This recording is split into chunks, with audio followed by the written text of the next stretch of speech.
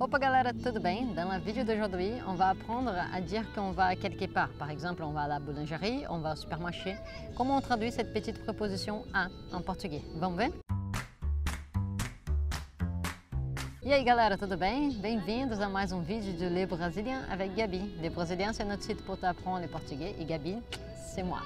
Alors, dans la vidéo d'aujourd'hui, on va parler de quelque chose de très simple, mais qui des fois peut être très compliqué, que c'est la traduction de la petite préposition à en français en portugais. Donc, quand tu dis « je vais à la boulangerie »,« je vais au supermarché », comment tu dis ça en portugais? Et en fait, c'est des fois compliqué car on a trois options en portugais.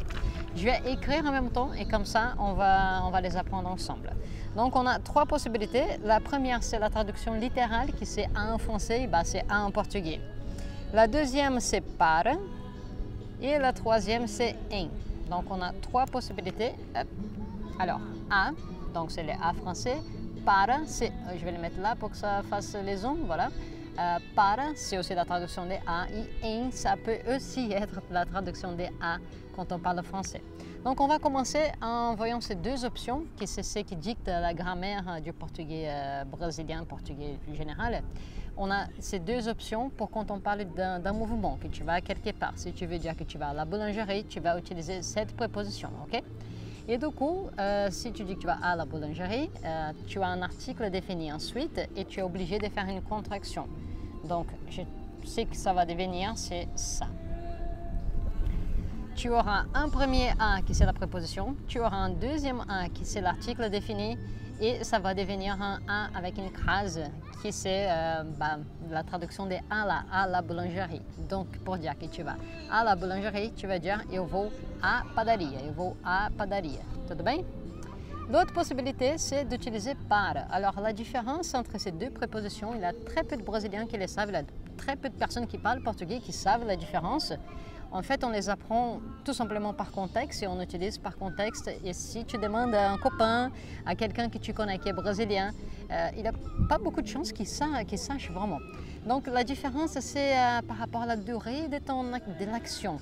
Si tu vas vite fait, si tu ne vas pas rester très longtemps où tu vas, du coup tu utilises à. Donc par exemple, tu vas à la banque, tu vas passer 1 heure, 2 heures, maximum 30 minutes. Donc ça va être à aussi en portugais. Dans ce cas, banco en portugais, c'est masculin, donc ça va devenir ao, ok? Ao, ao, ao. Eu vou ao banco, eu vou ao banco. Et si c'est quelque chose qui a une durée plus longue ou qui est plus loin, du coup, on utilise la préposition para. C'est pour ça qu'on dit très souvent eu vou pro Brasil, eu vou pro Brasil. On utilise para, car c'est plus loin ou il y a une durée plus longue, on va dire. Tudo bem. Par contre, ici, quand tu utilises la préposition à avec l'article à, tu es obligé de faire la contraction et utiliser une de ces deux formes, par exemple, si c'est au singulier. Dans le cas de la préposition para, c'est l'inverse. Finalement, dans la grammaire, dans les portugais padrons, on n'accepte pas de contractions et on est censé juste dire séparer. Donc, si tu veux dire « je vais au Brésil pour mes prochaines vacances », selon les portugais padrons, tu es obligé de dire « eu vou para o Brasil ». Et ensuite, tu mets les « o ». Eu vou para o Brasil no mês que vem. Je ne sais plus ce que j'avais dit.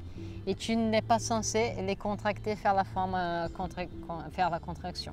Par contre, à l'oral, on ne va faire qu'utiliser les formes, les contractions. Donc, ça va devenir au singulier pra ou pro. Ok? Donc, en gros, quand tu dis je vais à la ou je vais au, il y a ces quatre possibilités ici. Soit ça va être à, soit ao, si c'est quelque chose qui est vite fait, qui est rapidinho.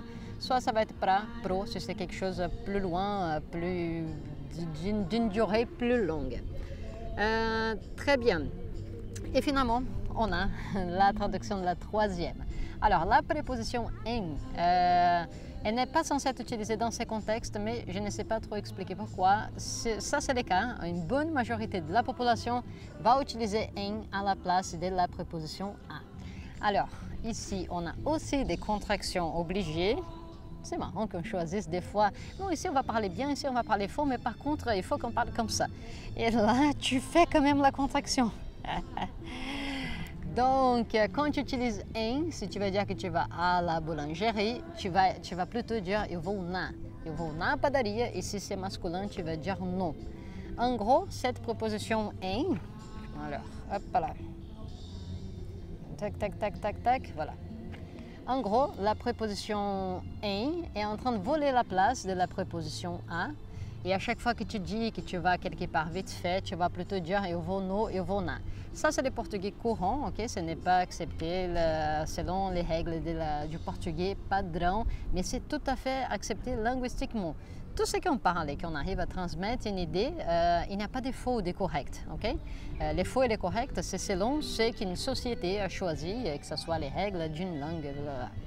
En tout cas, vous avez trois possibilités. Ces deux possibilités, a et em, pour qu'on sait quelque chose plus vite. Si tu es dans une région que les gens préfèrent parler avec la préposition a, bah vas-y et entraîne-toi avec la préposition a.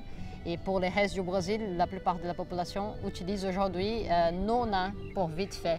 Et quand tu vas quelque part plus loin ou qui va durer plus longtemps, du coup, tu utilises para et du coup, on va utiliser les contractions qui ne sont pas acceptées à l'écrit. Hein.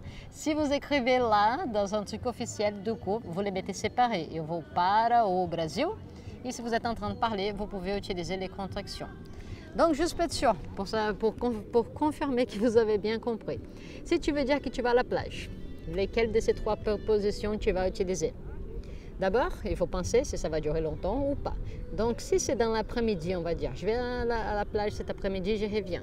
Tu as ces deux options. Soit tu dis eu vou à praia, soit tu dis eu vou na praia.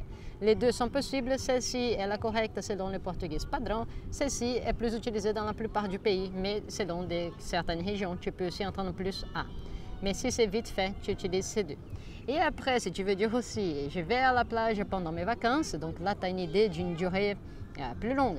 Là, du coup, tu vas utiliser para et tu vas dire eu vou para a praia, eu vou para a praia nas minhas férias.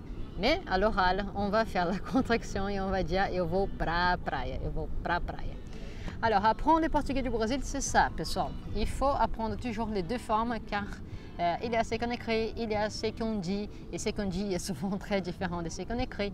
Et du coup, pour comprendre les Brésiliens et pour réussir à parler de la même façon, il faut toujours apprendre toutes ces formes et moi je vous suggère toujours d'apprendre plutôt, de pratiquer plutôt les formes du portugais courant. Parce que le portugais padrão, c'est facile, tu as les livres, tu as les règles, tu les prends, tu les apprends par cœur et voilà, c'est fait. Mais où est-ce que tu vas apprendre les formes du portugais courant? Qui est en parlant, qui est en pratiquant, qui est avec des petites vidéos comme ça. Então, demande à ta famille, à ton ami, à ton chien, à ton voisin brésilien la différence entre a et para, déjà pour voir s'ils savent. Et venez ici et écrivez, laissez un commentaire pour nous dire s'ils savent ou s'ils ne savent pas. Moi, je pense que la plupart ne vont pas savoir. Et selon la région où tu habites, si les gens n'utilisent pas la préposition a, s'ils n'utilisent pas celle-là, moi je vous dis, reste sur nona, qui c'est ce qu'utilisent la plupart des gens. C'est une question de goût, mais à quoi ça sert de garder dans la tête trois prépositions différentes et à chaque fois penser, oh, c'est plus loin, c'est plus près, c'est plus, je ne sais pas quoi. Choisissez une de ces deux pour quand c'est près et celle du milieu pour quand c'est loin. Et là, voilà, problème résolu. Tu sais parler portugais, tu sais dire que tu vas quelque part. Et alors, prouve-moi que tu as appris à dire que tu vas quelque part et aussi écris un petit message avec un exemple. Je vais à la boulangerie, je vais au supermarché, je vais à la plage. Bah, c'est toujours les mêmes exemples. Je vais au théâtre, je vais à les stations-service, je vais à l'université. Voilà, il y a plein d'idées. Écrivez un commentaire et on va voir si vous avez bien compris. Então é isso aí, galera. Se você gostou desse vídeo, você sabe o que fazer? Deixa um j'aime, clique j'aime, partage avec un ami qui apprend le portugais brésilien. E a gente se vê no próximo vídeo.